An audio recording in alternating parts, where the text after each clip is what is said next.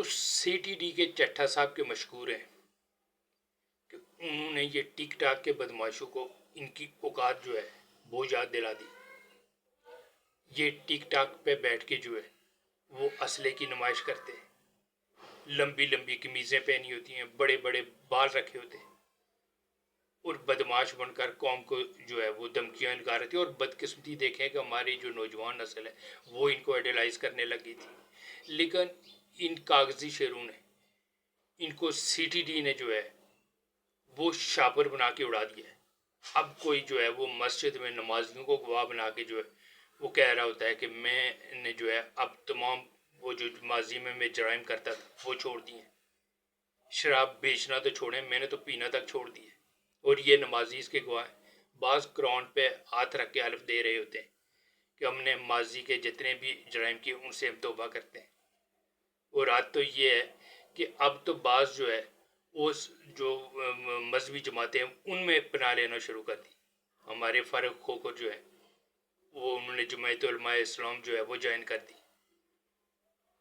لیکن لگتا ہے کہ سی ٹی ڈی جو ہے ان جو جعلی بدماشوں نے انہوں نے جو اس طرح کے جرائم کیے ہیں، ان کا سیاسی جماعتیں ہوں یا حلف دیں یا مسجد میں پناہ لیں، ان کو جو ہے وہ معاف نہیں کیا جائے گا بلکہ ان کا قبر تک پیچھا کیا جائے گا. اور یہ اس قوم پہ احسان عظیم ہوگا.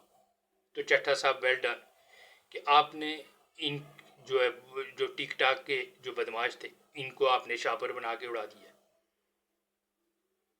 تو اب جو ہے نہ صرف ان کی قمیضیں چھوٹی ہو رہی ہیں، بال بھی ان کے چھوٹے ہو رہے ہیں، بلکہ اب تو یہ موسیٰ کٹ پہ آگے. وہ ایک جنرل موسیٰ تھے، انہوں نے ایک جو آرمی میں ایک انٹروڈیوس کیا تھا ایک موسیٰ کٹ.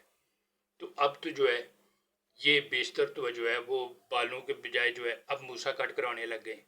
لیکن یہ جو مرضی کریں، ان کے جرائم کو دیکھ کر جو ہے ان کو سزا دی جائے تاکہ کم از کم قوم تو سکھ کا سانس لے، اس ملک کا پرامن شہری جو ہے وہ تو سکھ کا سانس لے.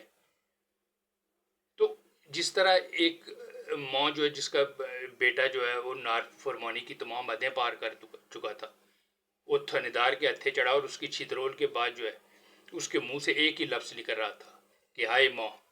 اور جب ماں نے یہ سنا تو اس نے کہا تھندارا تیری مہربانی کہ کم از کم تو نے اس کو ماں تو یاد کرا دی. تو سی سی ڈی اور سی سی ڈی کے چیف چٹھا صاحب ویل ڈن کہ آپ نے کم از کم ان کی اوقات تو یاد دلا دی، ان کو مسجدیں بھی یاد دلا دی، ان کو قرآن بھی یاد دلا دی. اب یہ مذہبی جماعتوں میں بھی پناہ لینے لگے. لیکن اگر ان کے جرائم ہیں تو ان کا قبر کی دیوار تک پیچھا کیا جائے تاکہ اس ملک کا پرامن شہری جو ہے وہ باعزت طریقے سے رہ سکے.